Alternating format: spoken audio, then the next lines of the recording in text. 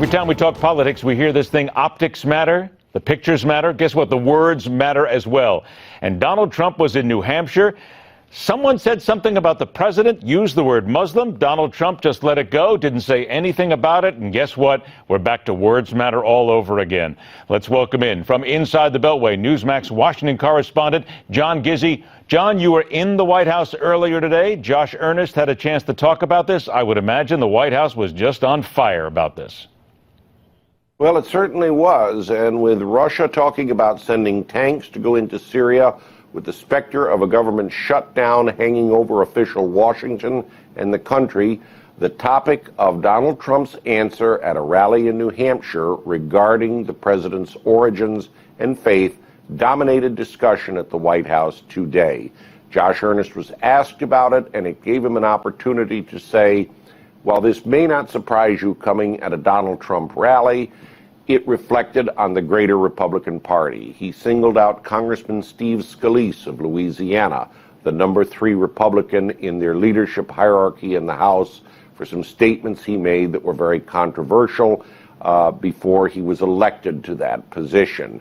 He talked about other Republicans who won't disavow Donald Trump and said this is a greater problem with the Republican Party in general. So it gave him quite an opportunity to discuss a much wider issue and link the Republicans to the person who's the front runner right now in the polls. Isn't it fair to Trump. say, John, that in the White House, they don't want to hear this, but they enjoy it almost when it comes up because this is red meat for the president, for Josh Earnest, for Democrats everywhere. Donald Trump has just fed the birther issue back again, and now he has reopened it up to a new round of attack, of old attacks, basically, from the White House. It's not what the Republican Party needs at this point. He's feeding the Democrats in many ways, yes? Well, I would say from the session earlier today, I can't give an argument to you, Ed. One thing I will talk about, there were a battery of questions about this, as a lot more significant things are happening in Washington and around the world. One other thing, I didn't see Josh Earnest objecting to this all too much today. All right, now let's also mention this about Donald Trump as well, because in Politico today, they're talking about Donald Trump's Twitter conversations are down, his media coverage is declining, and the headline says, new data show Trump fever breaking. Just from the people you talk to, the media, the insiders around the Beltway, do you get that same sense, or is maybe Politico jumping the gun a little bit here? Well, I want to tell you, I spoke to a group of neutral observers, pollsters, historians, pundits, right after the debate, and while they all thought Donald Trump had a bad night, they cautioned, don't make judgments too early, because we've all jumped the gun on him after the first debate, and the polls did not reflect it days after. We said the same thing when he made those remarks about John McCain's military record. Again, the dents weren't there. I would just want to wait a few days, and I spoke this morning to one of the moderators in the debate, Hugh Hewitt. He pointed out to me that Trump's followers are going to be difficult to pry away because, very much like Eric Hoffer's The True Believer, they want someone who's an againster to what they dislike, big government. All right, you brought up the debate. Let's go to this, and also the CNN side of it as well. Scott Walker is complaining, I should say the camp is complaining, not necessarily Scott Walker, that right. CNN had an agenda in that. They wanted to push Carly Fiorina. Is this just sour grapes? Because, quite frankly, not many people were impressed with a lot of what Scott Walker said before the debate, so maybe he's got to take a lot of responsibility for what's going on here to his campaign himself instead of blaming the media. Well, let me tell you, CNN didn't get too many high marks or brownie points for their coverage of the debate. It was too long, there was too much of a gap between candidates, and there were some severe questions about the questioning itself. People I talked to said if it's a fight between Fox and CNN, Fox wins by a TKO.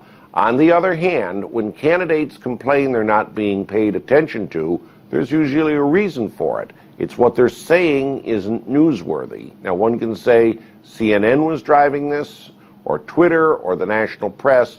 Scott Walker's been having some bad times lately, and there's talk now of a shakeup within his campaign among the campaign hierarchy, and notably focusing on the campaign manager Richard Wiley. All right, now let's go ahead about the minute or so that we have left here and talk to the other side of the aisle here.